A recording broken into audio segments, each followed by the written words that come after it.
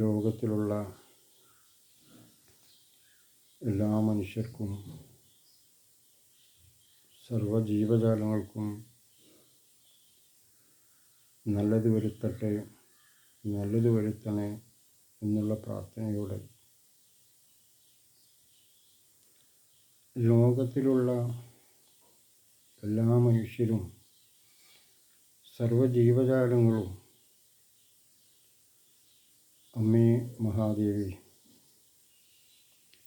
അവരവർ ചെയ്യുന്ന ജോലികളും അവരവർ ചെയ്യുന്ന കർമ്മങ്ങളും അവരവർ ചെയ്യുന്ന പ്രവൃത്തികളും അവരവർ ചെയ്യുന്ന ക്രിയകളും അമ്മേ മഹാദേവി ഭക്തിയോടുകൂടിയും ശ്രദ്ധയോടുകൂടിയും ശുദ്ധിയോടുകൂടിയും ഈശ്വരാർപ്പണ ബോധത്തോടു കൂടിയും ക്ഷമയോടുകൂടിയും സന്തോഷത്തോടുകൂടിയും സ്നേഹത്തോടുകൂടിയും സർവ ആചാര്യന്മാരെയും സർവ്വദേവീദേവന്മാരെയും സർവ്വ ആത്മാക്കളെയും സർവ്വ ഗുരുക്കന്മാരെയും സർവീശ്വരന്മാരെയും സർവ്വധർമ്മ ദൈവങ്ങളെയും കുലപരമായും കുടുംബപരമായും വംശപരമായും ഗോത്രപരമായും ജന്മപരമായും ജന്മജന്മാന്തരപരമായും ഈ ജന്മപരമായും തറവാടുപരമായും മാതാപിതാപരമായും നിലകൊള്ളുന്ന സർവ്വ ചൈതന്യങ്ങളെയും മനസ്സാ സ്മരിച്ചുകൊണ്ട് ജോലി ചെയ്യുവാനുള്ള കഴിവ് നൽകി അവർക്കും അവരുടെ കുടുംബങ്ങൾക്കും എന്തെല്ലാം തരത്തിലുള്ള ജോലികളാണോ ആ ജോലിയിൽ നിന്നും ജോലി ചെയ്യുന്നവർക്കും ജോലി ചെയ്യിപ്പിക്കുന്നവർക്കും ആയതിൻ്റെ ഉടമകൾക്കും ആയതിൻ്റെ ഉപഭോക്താക്കൾക്കും ഇവരുടെ കുടുംബങ്ങൾക്കും ഗുണം ചെയ്യത്തക്ക രീതിയിൽ ജോലി ചെയ്യുവാനുള്ള കഴിവ് നൽകി, കർമ്മം ചെയ്യുവാനുള്ള കഴിവ് നൽകി, പ്രവൃത്തികൾ ചെയ്യുവാനുള്ള കഴിവ് നൽകി, ക്രിയകൾ ചെയ്യുവാനുള്ള കഴിവ് നൽകി ഞങ്ങളെയും ഞങ്ങളുടെ കുടുംബത്തെയും കുലത്തെയും വംശത്തെയും ഗോത്രത്തെയും ലോകത്തുള്ള എല്ലാ മനുഷ്യരെയും സർവ്വജീവജാലങ്ങളെയും രക്ഷിക്കണം, അനുഗ്രഹിക്കണം ജഗദീശ്വരൻ. ജീവികളുണ്ട് കർമ്മം ചെയ്യുന്നത്, മനുഷ്യൻ മാത്രമല്ല ജോലി ചെയ്യുന്നത്. കുതിരകളുണ്ട്, ആനകളുണ്ട്, അതുപോലെ നായകളുടെ വിഭാഗത്തിൽപ്പെട്ടവർ ഒരുപാട് കർത്തവ്യങ്ങൾ ചെയ്യുന്നുണ്ട്. അപ്പം അവർക്കൊക്കെ സുഖമുണ്ടാവട്ടെ, ശാന്തി ഉണ്ടാവട്ടെ. അവരവർ ചെയ്യുന്ന ജോലി അത് നല്ല കൃത്യനിർവഹണത്തോടു കൂടി ബുദ്ധിയോടും ബോധത്തോടു കൂടിയും ചെയ്ത് ശീലിക്കണം. അതിൽ വിട്ടുവീഴ്ച പാടില്ല. അത് ഉദ്യോഗ തലത്തിലായാലും കൂലിപ്പണിയായാലും എന്ത് പണിയായിക്കൊള്ളട്ടെ ശ്രദ്ധ ചെലുത്തിക്കൊണ്ട് അതിന് ഉറപ്പും വീടും ഭംഗിയും എല്ലാം വേണം. അതാർക്കൊരു ദോഷം ചെയ്യുന്നതായിരിക്കലും മായം ചേർക്കാത്തതായിട്ടുള്ള പണി. ഒരു പടവുകാരനാണെങ്കിൽ, ഒരു കൽപ്പടവുകാരനാണെങ്കിൽ ആ കൽപ്പടവ് ചെയ്യുവാനുള്ള സിമൻറ്റ് കൂട്ടുമ്പോൾ അതിൽ മണലും സിമൻറ്റും ചേർത്ത് കൂട്ടുമ്പോൾ അത് നല്ല ചേരുന്ന രീതിയിൽ ഒരു 3 പ്രാവശ്യമെങ്കിലും മറച്ച് ആ സിമൻറ്റും മണലും ശരിയാം വിധം ചേരുന്ന വിധം നല്ലോണം അരച്ച് ചേർത്തെടുത്തിട്ട് വേണം പടവ് ചെയ്യാനില്ലെങ്കിൽ അതിൻ്റെ ഉറപ്പിനെ ബാധിക്കുമെന്ന് പറയുന്നു. അതൊക്കെ ഓരോ അനുഭവങ്ങൾക്കുള്ള പറയും. നമ്മളൊക്കെ ചെയ്തിട്ടുള്ള കാര്യങ്ങളാണ്. അതായത് ചേർക്കാത്തതായിട്ടുള്ള പണിയല്ല, ചേർത്ത പണിയും ചേർക്കാത്ത പണിയും തമ്മിൽ കാണുമ്പോഴുള്ള വിഷയങ്ങളാണ്. നമ്മളൊന്നും ഒരിക്കലും ഒരു പണിയിലും അങ്ങനെ ചെയ്യാൻ വേണ്ടി ആഗ്രഹിച്ചില്ല. എടുക്കുന്ന പണി കുറച്ചായാലും കൂടുതലായാലും നമ്മളെക്കൊണ്ട് ചെയ്യാൻ പറ്റുന്ന പണി അത് ആത്മാർത്ഥതയോടുകൂടി ചെയ്യാൻ വേണ്ടി ശ്രമിച്ചിട്ടുണ്ട്. അതിൽ നമുക്ക് പറ്റുള്ളൂ. അത് വൃത്തിയോട് കൂടിയിട്ട് ഭംഗിയോട് കൂടിയിട്ടും ഉറപ്പോട് കൂടിയിട്ടും ചെയ്യാൻ വേണ്ടിയിട്ട് നമ്മൾ ആഗ്രഹിച്ചിട്ടുണ്ട്. അതിനാത്മാർത്ഥമായി നമ്മൾ ശ്രമിച്ചിട്ടുണ്ട്. അതിലൊന്നും എനിക്കൊരു വിഷമങ്ങളുമില്ല.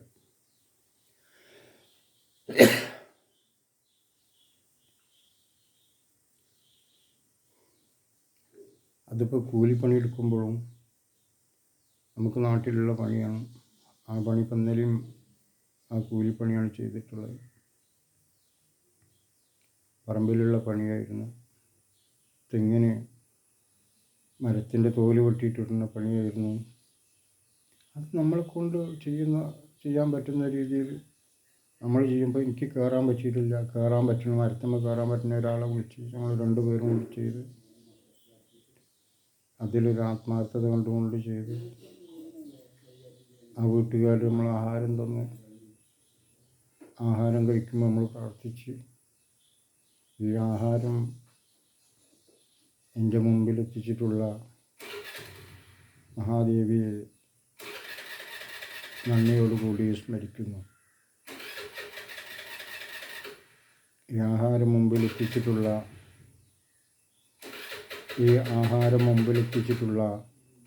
ഈ സഹോദരിക്കും ഈ ആഹാരം ഉണ്ടാക്കാനായിക്കൊണ്ട് ആയതിലേക്ക് വേണ്ടി എടുത്തിട്ടുള്ള സർവ്വ ചേരുവകളുടെയും ഉൽപാദനം മുതൽ ആയതിലേക്ക് വേണ്ടി പ്രവർത്തിച്ചിട്ടുള്ള ആ വീട്ടിലേക്ക് എത്തിക്കുവാൻ ആയിക്കൊണ്ട് ഇവർ ആരൊക്കെയോ പ്രവർത്തിച്ചിട്ടോ ആയവർക്ക് ഏവർക്കും നന്ദിയോടുകൂടി സ്മരിക്കുന്നു. ആയവരേവരെയും നന്ദിയോടുകൂടി സ്മരിക്കുന്നു. ഏവർക്കും നല്ലത് വരുത്തട്ടെ. നിങ്ങൾക്കും പ്രാർത്ഥിച്ചൂടെ? അങ്ങനെ ഒരു മനുഷ്യനാണെങ്കിൽ അത് വേണം. നമുക്ക് മുമ്പിൽ ആഹാരം വയ്ക്കുമ്പോൾ ഈ ആഹാരം മുമ്പിലെത്തി നമ്മൾ പ്രകൃതീശ്വരിയെ കാണും. ഒക്കെ പ്രകൃതി എല്ലാം അന്നമെല്ലാം ഈശ്വരൻ തന്നെ. അന്നമെല്ലാം ഈശ്വരൻ തന്നെ. അന്നവും എല്ലാം ഈശ്വരനാണ്. ആ ഈശ്വരനെ എന്തിൽ നമ്മൾ കാണണം? ആ ഈശ്വരിയെ, ആ മായയെ, ആ അമ്മയെ. ഞാൻ അമ്മ എന്ന് പറയുമ്പോൾ നിങ്ങൾ തെറ്റിദ്ധരിക്കേണ്ട. അത് ശ്രീകൃഷ്ണ ഭഗവാനെ സ്നേഹിക്കുന്നവരുണ്ടാവാം, ആരാധിക്കുന്നവരുണ്ടാവാം, മറ്റു ദേവന്മാരെ സ്നേഹിക്കുന്നവരുണ്ടാവാം, ആരാധിക്കുന്നവരുണ്ടാവാം. അവരങ്ങനെ പറഞ്ഞ് ചെയ്തോളൂ, കണ്ടോളൂ. അവരാ മുൻപിൽ നാമത്തിൽ അവരെ ഉൾപ്പെടുത്തിക്കോളൂ. ഞാൻ ഈശ്വര എന്ന് പറയുന്നുണ്ടെങ്കിൽ, ഈശ്വരി എന്ന് പറയുന്നുണ്ടെങ്കിൽ, അമ്മയെന്ന് പറയുന്നുണ്ടെങ്കിൽ നിങ്ങൾ കൃഷ്ണ ഭഗവാനെ എന്ന് പറഞ്ഞോളൂ, അല്ലെങ്കിൽ ശിവഭഗവാനെ എന്ന് പറഞ്ഞോളൂ. എല്ലാം ഒന്ന് തന്നെ. അപ്രകാരം നമ്മളെല്ലാറ്റിലും കാണും. നമുക്ക് ജോലിയുണ്ട്. ഓഫീസ് ജോലി ആയിക്കോട്ടെ, കൂലിപ്പണി ആയിക്കോട്ടെ, ശമ്പളത്തിന് ജോലി ആയിക്കോട്ടെ, വീട്ടുജോലി ആയിക്കോട്ടെ. ജോലികൾ ഇന്നതാ എന്നില്ല. നമുക്ക് കിട്ടിയതാണ് നമ്മുടെ തൊഴിൽ. ആ തൊഴിൽ എടുക്കുവാൻ വേണ്ടി പ്രാപ്തനാക്കണം എന്ന് നമുക്ക് ഈശ്വരനോട് പ്രാർത്ഥിക്കാം. അമ്മേ മഹാദേവി, ഞാൻ ചെയ്യുന്ന കർമ്മം, എനിക്ക് കിട്ടിയിട്ടുള്ള കർമ്മം യാതൊരു തരത്തിലുള്ള ഇഴവുകളും കൂടാതെ കണ്ട് ആത്മാർത്ഥതയോടുകൂടി അത് പൂർത്തീകരിക്കാൻ, അതിലൊരു പൂർണ്ണത വരുത്തുവാനായിക്കൊണ്ടും എന്നെ പ്രാപ്തനാക്കണമേ. അങ്ങനെ പറഞ്ഞൂടെ? ഇതൊക്കെ ഒരു മനുഷ്യൻ്റെ ഗുണങ്ങളാണ്. ഒരു മനുഷ്യനാകാൻ വേണ്ടി ഞാൻ പറയുകയാണ്. ഒരുപാട് വേണ്ടാത്ത പ്രവർത്തനങ്ങൾക്കും ചിന്തകൾക്കും നിങ്ങൾ സമയം കണ്ടെത്താറില്ല. ആ സമയം നല്ലതിനെ പറ്റി ചിന്തിക്കുവാനായിക്കൊണ്ട് നിങ്ങൾ തിരഞ്ഞെടുക്കുകയും മാറ്റിവെക്കുക. നല്ലതിനായിക്കൊണ്ട് ചിന്തിക്കുവാനും നല്ലത് പറയുവാനും നല്ലത് കാണുവാനും നമ്മൾ നല്ലത് ചെയ്യുവാനും വേണ്ടി ശ്രമിക്കൂ. ഞാനൊരു ഗ്ലാസ് വെള്ളം കുടിക്കുന്നെങ്കിൽ ഞാൻ പറയുന്നു, അമ്മേ, ഈ ജലം നൽകിയിട്ടുള്ള അമ്മയെ നന്ദിയോടുകൂടി സ്മരിക്കുന്നു. ഈ വെള്ളം എൻ്റെ മുമ്പിൽ എത്തിക്കുവാനായിക്കൊണ്ടുള്ള, ഈ വെള്ളം ഉണ്ടാക്കാനായിക്കൊണ്ട് കിണർ കളിച്ചവരോ പൈപ്പിലെ വെള്ളമോ എന്ത് വെള്ളമായിക്കൊള്ളട്ടെ, ആയതിനു വേണ്ടി പ്രയത്നിച്ചിട്ടുള്ള ഏവരെയും നന്ദിയോടുകൂടി സ്മരിക്കുന്നു. ഏവർക്കും നല്ലത് വരുത്തണം ജഗദീശ്വരി. പറയൂ നിങ്ങൾ. ഇതിനൊക്കെ നിങ്ങൾക്ക് വേറെ സമയമൊന്നും മാറ്റി വെക്കേണ്ടതില്ല. നിങ്ങൾക്കും പറഞ്ഞുകൂടെ? ഇങ്ങനെ ഇതിന് നിങ്ങൾക്ക് ഇനി എന്തെങ്കിലും വേറെ ക്ലാസ് കാണോ? ഒരു ക്ലാസ്സും വേണ്ട. ഇത് തന്നെയാണ് ക്ലാസ്. ഇത് കേട്ടുകൊണ്ട് ഇത് നിങ്ങൾ പുലർത്തിക്കോളൂ. ജീവിതത്തിൽ നിങ്ങൾക്ക് ഒരുപാട് ഉണർവുണ്ടാവും. ഇതിന് ഏതെങ്കിലും തരത്തിലൊരു ചിലവ് നിങ്ങൾക്കുണ്ടോ? സമയം മെനക്കെടുത്തുന്നുണ്ടോ? ഇത് കേൾക്കേണ്ട ഒരു സമയമല്ലേ മെനക്കെടുത്തുന്നുള്ളൂ. അത് നിങ്ങൾക്ക് ഒഴിവുള്ള സമയത്ത് ഇതിനു വേണ്ടി കണ്ടെത്തിയാൽ പോരെ? എന്തെങ്കിലും ഒരു കാര്യം പഠിക്കണമെന്നുണ്ടെങ്കിൽ അതിനു വേണ്ടിയൊരു സമയം കണ്ടെത്തിയിട്ട് നമുക്ക് പോകണ്ടേ? ഇത് ഒഴിവുള്ള സമയത്ത് നിങ്ങൾക്ക് നിങ്ങളുടെ സൗകര്യാർത്ഥം നിങ്ങളുടെ വീട്ടിലോ നിങ്ങളുടെ പറമ്പിലോ നിങ്ങളുടെ റൂമിലോ എവിടെ ഇരുന്നിട്ടും ഇപ്രകാരമുള്ള വിഷയങ്ങൾ ഈ വിവരണം നിങ്ങൾക്ക് നിങ്ങളുടെ സൗകര്യാർത്ഥം പേനിട്ടിട്ടോ AC-യിലിരുന്നിട്ടോ നിങ്ങൾക്ക് തണലത്ത് പോയിരുന്നിട്ടോ വൃക്ഷത്തിൻ്റെ ചുവട്ട് പോയിരുന്നിട്ടോ ശാന്തമായ ഒരിടത്ത് പോയിരുന്നിട്ട് നിങ്ങൾക്കിത് കേട്ടൂടെ? വെറുതെ പാഴാക്കുന്ന കലപില പറഞ്ഞുകൊണ്ട് ഒരുപാട് സമയം പാഴാക്കുന്നില്ലേ? വേണ്ടാത്തത് കുറ്റങ്ങളും കുറവുകളും പറഞ്ഞുകൊണ്ട് മറ്റുള്ളവരുടെ കുറ്റങ്ങളും കുറവുകളും പറഞ്ഞുകൊണ്ടും സ്വന്തം കുറ്റങ്ങളും കുറവുകളും അറിയാതെ കണ്ട് ഒരുപാട് സമയം നിങ്ങൾ പാഴാക്കുന്നില്ലേ? ആ പാഴാക്കുന്ന സമയം അത്രയ്ക്കും വേണ്ടി വരില്ല. ഇതിനു വേണ്ടി നിങ്ങൾ ചെലവഴിച്ചാൽ ഒരുപാട് ഗുണം നിങ്ങൾക്ക് നിങ്ങളുടെ ജീവിതത്തിൽ വന്നു ചേരും. നിങ്ങളൊരു മനുഷ്യനായി തീരണം. അതാണ് നമ്മുടെ കർത്തവ്യം. ഏതെങ്കിലും തരത്തിലുള്ള വാക്കുകൾ നിങ്ങൾക്ക് പറഞ്ഞു തന്നുകൊണ്ട് ആ പ്രപഞ്ചബോധത്തിൽ നിങ്ങളെത്തണം. ആ ശിവഭഗവാനിൽ നിങ്ങളെത്തണം. ആ മാതാവിൻ്റെ മടിത്തട്ടിൽ നിങ്ങളെത്തണം. അല്ലെങ്കിൽ ആ പ്രപഞ്ചബോധത്തിൽ നിങ്ങൾ ലയിക്കണം. നിങ്ങൾ ശിവനെയും അമ്മയെയൊന്നും കാണാത്തവരാണെങ്കിൽ, അതൊന്നും ഇല്ല എന്ന് നടിക്കുന്നവരാണെങ്കിൽ, അല്ലെങ്കിൽ അങ്ങനെ വിശ്വസിക്കുന്നവരാണെങ്കിൽ, അങ്ങനെ ദൈവം തന്നെ ഇല്ല എന്ന് വിശ്വസിക്കുന്നവരാണെങ്കിൽ, നിങ്ങൾ പ്രപഞ്ചബോധം എന്നുള്ളൊരു തലമുണ്ട് നിങ്ങൾക്ക് വിശ്വസിച്ചുകൂടെ? അവിടെ അതിന് ഒരു രൂപമില്ല, ഒരു ഭാവമില്ല, ഒന്നുമില്ല. അത് നിങ്ങൾ മനുഷ്യനാണെന്നുള്ളൊരു പ്രവണത നിങ്ങളിൽ വന്നു ചേർന്നാൽ, നിങ്ങളിൽ ഉള്ള ശുദ്ധബോധം, നിങ്ങളിലുള്ള കാരുണ്യവും നിങ്ങളിലുള്ള ഗുണങ്ങളും കരുണയും ദയയും നിങ്ങൾ വെച്ചു പുലർത്തുന്ന ശാന്തിയും സമാധാനമെല്ലാം കൊണ്ട് നിങ്ങളുടെ ശുദ്ധബോധം ഉണരും. നിങ്ങളുടെ അശുദ്ധമായിട്ടുള്ള പ്രവൃത്തികളും കർമ്മങ്ങളും അക്രമങ്ങളും എല്ലാം ആ ശുദ്ധബോധം പരിഗണിക്കാതെ കണ്ട് അത് പിന്നീട് നിങ്ങളിലേക്ക് തന്നെ ഇട്ടുതന്ന് നിങ്ങളുടെ ദുർഗുണങ്ങളിൽ എന്തെല്ലാം നിങ്ങൾ വേണ്ടായ്മകൾ ചെയ്ത് അതെല്ലാം നിങ്ങൾക്ക് തന്നെ വെച്ച് തന്ന് നിങ്ങളെ തകർത്ത് കളയും, തരിപ്പണമാക്കും. ഒരു സംശയമില്ല. അതൊക്കെ കുടുംബങ്ങൾ അനുഭവിക്കേണ്ടി വരും, മക്കൾ അനുഭവിക്കേണ്ടി വരും, ഭാര്യ അനുഭവിക്കേണ്ടി വരും, ഭർത്താവ് അനുഭവിക്കേണ്ടി വരും, അമ്മ അനുഭവിക്കേണ്ടി വരും, അച്ഛൻ അനുഭവിക്കേണ്ടി വരും, അമ്മച്ചൻ അനുഭവിക്കേണ്ടി വരും, അമ്മച്ച അനുഭവിക്കേണ്ടി വരും, അച്ചച്ചൻ അനുഭവിക്കേണ്ടി വരും, അച്ചമ്മ അനുഭവിക്കേണ്ടി വരും, സഹോദരൻ അനുഭവിക്കേണ്ടി വരും, സഹോദരി അനുഭവിക്കേണ്ടി വരും, കുട്ടികൾ അനുഭവിക്കേണ്ടി വരും, പേരക്കുട്ടികൾ അനുഭവിക്കേണ്ടി വരും, കുടുംബം അനുഭവിക്കേണ്ടി വരും. ഓരോരോ പ്രവൃത്തികളിലൂടെ മുന്നോട്ട് പോയാൽ ഓരോരുത്തരും പോകുന്ന വഴികളെ ഓർത്ത് കുടുംബം വിതുമ്പും. അടുത്തടുത്ത കുടുംബങ്ങൾക്ക് ആ വിതുമ്പലുകൾ താങ്ങാൻ കഴിയില്ല. കുടുംബങ്ങൾ എത്ര അകന്നതാണോ അകന്ന കുടുംബങ്ങളിലുള്ള ആകില്ല അടുത്ത കുടുംബങ്ങളിൽ. കാരണം നിങ്ങളെ ആശ്രയിച്ച് കഴിയുന്ന മക്കളാവാം, കുഞ്ഞു മക്കളാവാം, പഠിക്കുന്നവരാവാം. നിങ്ങൾ വിട്ടുപോകുമ്പോഴുള്ള ആ വിഷമം, ആ നഷ്ടം അവർക്ക് നികത്താൻ പിന്നെന്ത് മാർഗമുണ്ടാവും? ആരെങ്കിലും സഹായിച്ചാൽ പിതാവിൽ നിന്ന് കിട്ടുന്ന സഹായം പോലെ ആകുമോ? ആരെങ്കിലും കൊടുത്താൽ അത്രത്തോളമുള്ളൊരു മഹത്വം അവർക്ക് അനുഭവിക്കാൻ പറ്റുമോ? ദാനം ചെയ്യുന്നവരാരെങ്കിലും ഉണ്ടാവും, സഹായിക്കുന്നവരുണ്ടാവും, അവരെന്തെങ്കിലും കൊടുക്കും. അത് മതിയാവുമോ അവർക്ക് സന്തോഷമായിട്ട് കഴിയാൻ? തൻ്റെ അച്ഛൻ കൂടെയുള്ള ആ ഒരു സന്ദർഭം അവർക്കങ്ങനെ നേടിയെടുക്കാനാകുമോ? നിങ്ങളുടെ അച്ഛൻ പോയാൽ നിങ്ങൾക്കങ്ങനെ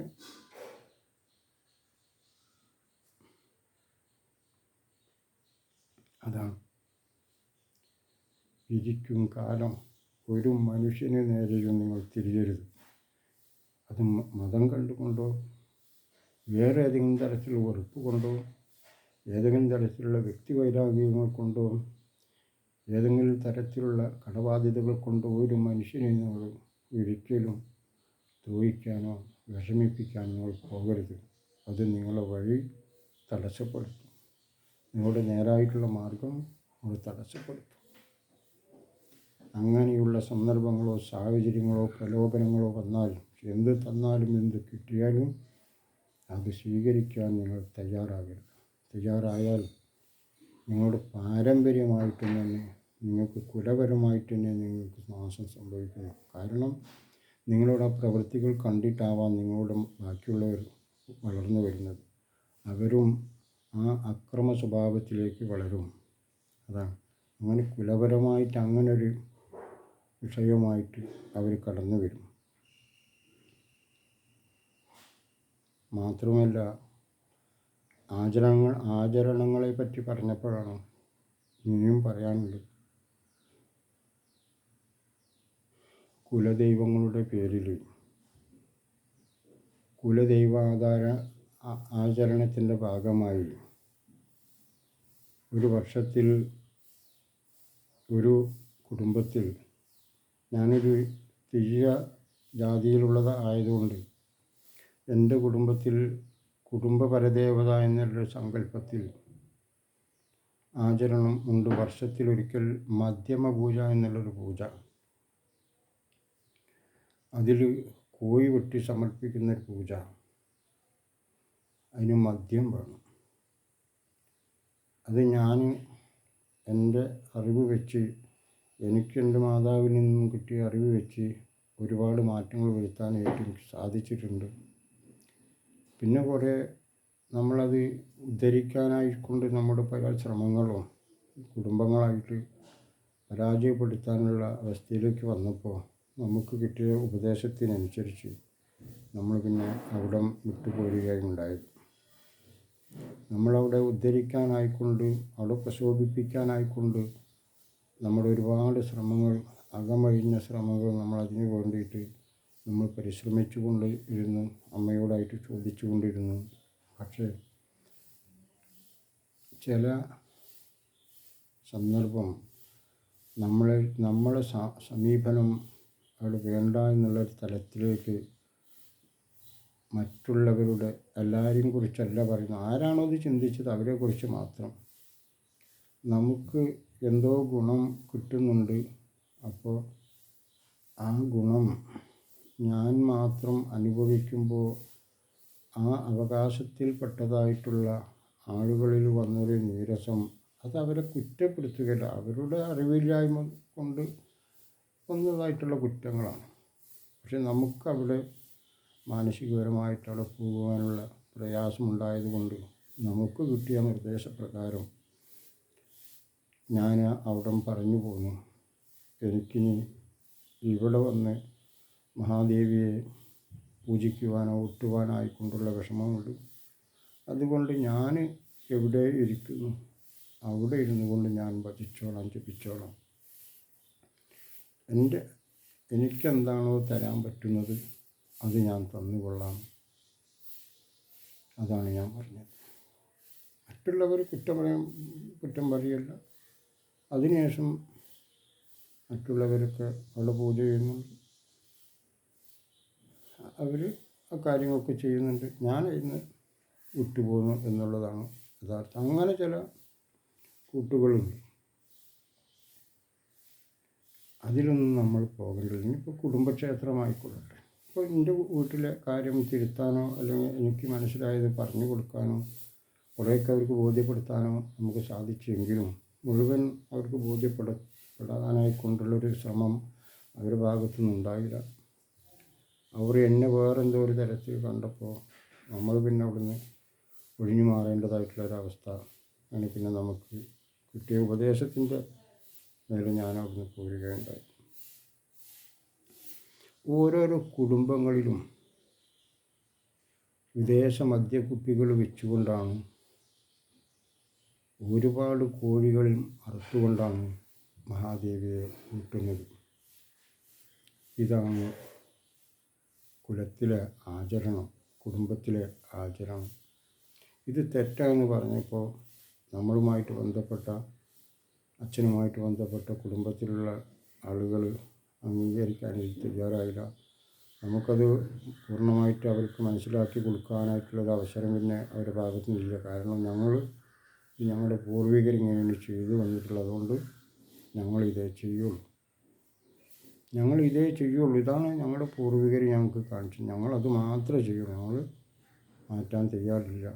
ഇത് പലയിടത്തും അവർ പറയണം. ഇത് പലയിടത്തും ഇങ്ങനെ മാറ്റിയിട്ട് അവർക്കെന്തോ ദോഷമുണ്ടായി, അവർക്കെന്തോ അപകടം ഉണ്ടായി. അതുകൊണ്ട് അവർക്കുള്ളതുപോലെ അപകടങ്ങളും ആപത്തുകളൊക്കെ ഞങ്ങൾക്കുണ്ടാവുന്നതുകൊണ്ട് ഞങ്ങൾ പൂർവികർ കാണിച്ച അതേ മാർഗത്തിൽ കൂടി ഞങ്ങൾ പോകുള്ളൂ.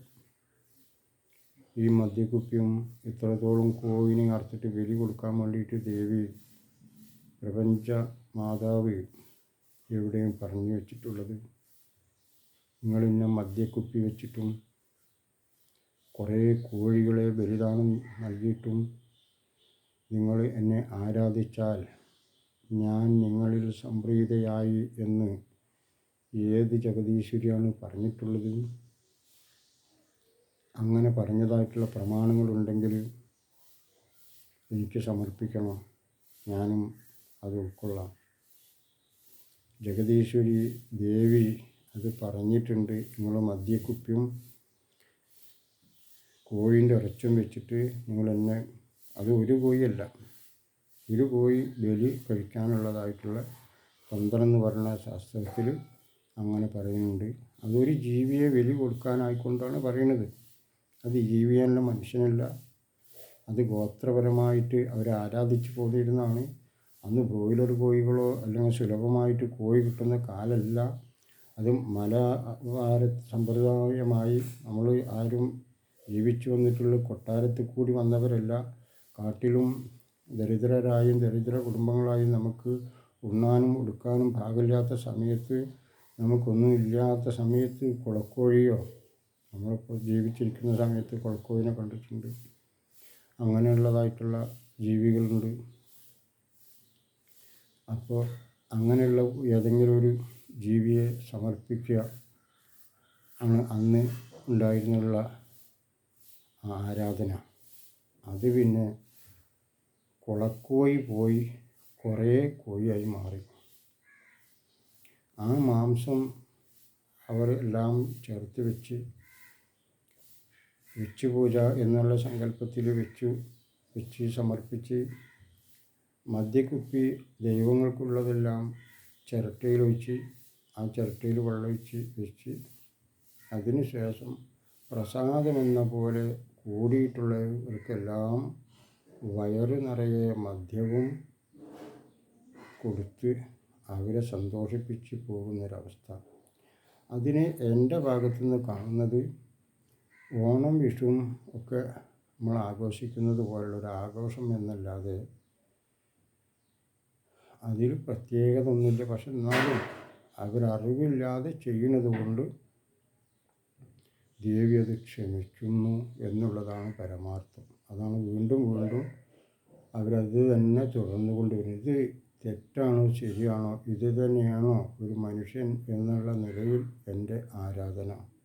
എൻ്റെ ദേവിയെ ഞാൻ പൂജിക്കുന്നത് ഇപ്രകാരമാണോ എന്ന് ദേവിയോടായിട്ട് ചോദിക്കുവാനായിക്കൊണ്ടൊരാളും ഉണരുന്നില്ല. അങ്ങനെ ഒരാൾ പുണരാനുമില്ല. അതാണ് പറയുന്നത്. പുലരണം കൂട്ടരെ പൂർണ്ണതയോടെ. അങ്ങനെ പുണരണം ഏവരെയും. നമ്മൾ അറിഞ്ഞ് ആ ദേവിയെ പുണരണം. അപ്പോൾ പറയും, മകനെ, നിൻ്റെ കോഴിയോ നിൻ്റെ മദ്യമോ അല്ല എനിക്ക് വേണ്ടി പൂജിക്കേണ്ടത്. നീ ഒരു മനുഷ്യനാകണം. ഒരു മനുഷ്യനായി നീ വളരണം. ഒരു മനുഷ്യനായി നീ ഉയരണം. നിൻ്റെ ജീവിതമാണ് എനിക്കുള്ള പൂജ. നിൻ്റെ ജീവിതം എനിക്കുള്ള പൂജയായി മാറട്ടെ. എനിക്കുള്ള അഭിഷേകമായി നിൻ്റെ പൂജ മാറട്ടെ. അത് നീ എവിടെ ഇരുന്ന് ചെയ്താലും അതെന്നിലെത്തിപ്പെടും. അതാണ് എൻ്റെ പ്രപഞ്ചമാതാവ് എന്നോട് പറഞ്ഞിട്ടുള്ളത്. മകനെ, ഇനി നീ ദ്രവ്യങ്ങൾ വെച്ചുകൊണ്ടോ മറ്റും നീ എനിക്ക് സമർപ്പിക്കേണ്ടതില്ല. നീ അതിനു വേണ്ടി നീ സമയം കളയണ്ട. നിൻ്റെ ജീവിതമാണ് നീ എനിക്കുള്ള പൂജ. മക്കളെ പോറ്റുന്നതും മക്കൾക്ക് ഉപദേശം കൊടുക്കുന്നതും നീ കൊണ്ടുപോകുന്നതും വാങ്ങുന്നതും എടുക്കുന്നതും എല്ലാം, നിൻ്റെ കർത്തവ്യം നിർവഹിക്കുന്നതെല്ലാം നീ എനിക്കുള്ള പൂജയായി തീരട്ടെ. അത് നീ പിഴവ് കൂടാതെ നീ ചെയ്തുകൊണ്ടിരിക്കും. അതിൽ പിഴവുണ്ടാകുമ്പോൾ ഞാൻ നിന്നോട് മിണ്ടാതിരിക്കും. നീ നല്ലത് ചെയ്തെങ്കിൽ മാത്രമേ നമ്മൾ തമ്മിൽ ഇനി ലോകിയുള്ളൂ. നീ ദോഷത്തിലേക്ക് പോയാൽ നമ്മൾ തമ്മിൽ തെറ്റും. നമുക്ക് എന്നും സ്നേഹത്തോടെ കഴിയണ്ടേ? അതാണ് അമ്മ ബോധിപ്പിക്കുന്നത്. നീ ദോഷം ചെയ്താൽ നീ കുടുംബങ്ങളെടുത്ത് പോകണ്ട. ആരുടെ അടുത്ത് പോയിട്ടും നിൻ്റെ കുലദൈവം നിൻ്റെ ഉള്ളിൽ തന്നെ ഉണ്ട് മകനെ. നിൻ്റെ കുലദൈവം, നിൻ്റെ കുടുംബ പരദേവത നിൻ്റെ ഉള്ളിൽ തന്നെ ഇല്ലേ? ഞാൻ നിന്നിൽ തന്നെ ഇല്ലേ? അതാണമ്മ എനിക്ക് കാണിച്ചു തന്ന മാർഗം. അത് നിങ്ങൾക്കും കാണണം. അമ്മ എവിടെയാണെന്നും അമ്മ എന്താണെന്ന് നിങ്ങൾക്കറിയണം. അതിനു വേണ്ടി നിങ്ങൾ കൂടുതൽ കോഴി വെട്ടുന്ന എണ്ണം നിങ്ങൾ കുറച്ചൊരു കോഴിനാക്കി മാറ്റൂ. ഒരു കോഴിനെ വെച്ച് നിങ്ങൾ ദേവിക്ക് ബലി കൊടുക്കൂ. മുമ്പ് പൂർവികർ ചെയ്ത പോലെ ഒരു കുളക്കോഴിയോ അല്ലെങ്കിൽ അവിടെ നിന്ന് ഭക്ഷിച്ചിരുന്ന ഏത് ജീവിയാണ്, അത് ചിലപ്പം മുയലോ അല്ലെങ്കിൽ കാട്ടിറച്ചികൾ വേറെ എന്തുമാവാം, അതിലേതെങ്കിലും ഒരു ജീവിയായി ആവും അവർ സമർപ്പിച്ചിട്ടുണ്ടാവുക. അവർ കൊടുത്തിരുന്ന മദ്യം വിദേശ മദ്യമല്ലെന്നറിയണം. അത് പ്രകൃതിയിൽ നിന്ന് എടുക്കുന്ന ശുദ്ധ ഔഷധ വീര്യമുള്ള തെങ്ങിൻ്റെയോ പനയുടെയോ കരിമ്പനയുടെയോ ഒക്കെ അതിൽ നിന്ന് വരുന്ന കള്ള് എന്ന് പറയുന്ന അതിൻ്റെ നീരാണ്. ആ മധുരമുള്ള നീര് അവർ അതിൽ നിന്ന് എടുത്ത് ആ മധു ദേവിക്കായിട്ട് സമർപ്പിക്കുന്നതാണ്. അങ്ങനെയാണ് മുമ്പുള്ളവർ ചെയ്തു വന്നിരുന്നത്. അതവർ സ്നേഹത്തോടും വാത്സല്യത്തോടു കൂടിയും സമർപ്പിച്ചിരുന്നു. അതാണ് പൂജ. അല്ലാതെ കണ്ട് ഒരുപാട് പ്രയാസങ്ങൾ സൃഷ്ടിക്കുന്നതായിട്ടുള്ള വിദേശ മദ്യങ്ങൾ കൊടുന്ന് ദേവിയുടെ പേരിൽ ഒരുപാട് കുടുംബങ്ങൾ ചേർന്നിരിക്കുന്നത് അതൊരാഘോഷമാണെന്ന് അറിയണം. ദേവിയെ പൂജിക്കണമെങ്കിൽ നിങ്ങൾ ഇത് പഠിച്ചോളൂ. നിങ്ങളുടെ ജീവിതം തന്നെയാണ് ദേവിക്കായിട്ട് നിങ്ങൾ സമർപ്പിക്കേണ്ടത്. അതിൽ നിങ്ങൾ ശുദ്ധബോധമുള്ളവരായി ഉണരും. അതല്ല, നിങ്ങളുടെ കർത്തവ്യങ്ങളിൽ തെറ്റുകളും പിഴവുകളും ഏതെന്നും എന്തെന്നും നിങ്ങൾ അറിഞ്ഞുകൊണ്ട് തന്നെ പോകുന്നവരാണ്. അത് തെറ്റാണെന്ന് അറിഞ്ഞുകൊണ്ട് തന്നെ വീണ്ടും ആ തെറ്റിൻ്റെ പ്രവൃത്തി ചെയ്തുകൊണ്ട് മുന്നോട്ട് പോയാൽ ശുദ്ധബോധം അശുദ്ധബോധമായി മാറുകയും ആ ശുദ്ധബോധം നിങ്ങൾ അശുദ്ധമായിട്ട് ചെയ്യുന്ന കർമ്മങ്ങളെ അംഗീകരിക്കാതിരിക്കുകയും ചെയ്യുമ്പോൾ അതെല്ലാം തിരിച്ചടിയായി നിങ്ങൾക്ക് തന്നെ കിട്ടുകയും അതിൽ നിന്നുണ്ടാകുന്ന നിങ്ങൾ ചെയ്യുന്ന പ്രവൃത്തികളുടെ ഫലം നിങ്ങൾ തന്നെ അനുഭവിക്കുകയും ചെയ്യും എന്ന് പറയുന്നു. ഇനിയും ഇതിൻ്റെ ബാക്കി തുടർന്നുകൊണ്ടിരിക്കും. എല്ലാവരും കേൾക്കണം, കേൾക്കാത്തവരെ കേൾപ്പിക്കണം. എല്ലാവർക്കും നല്ലത് വരുത്തട്ടെ എന്ന് പ്രാർത്ഥനയോടുകൂടി പ്രണാമം, നമസ്കാരം.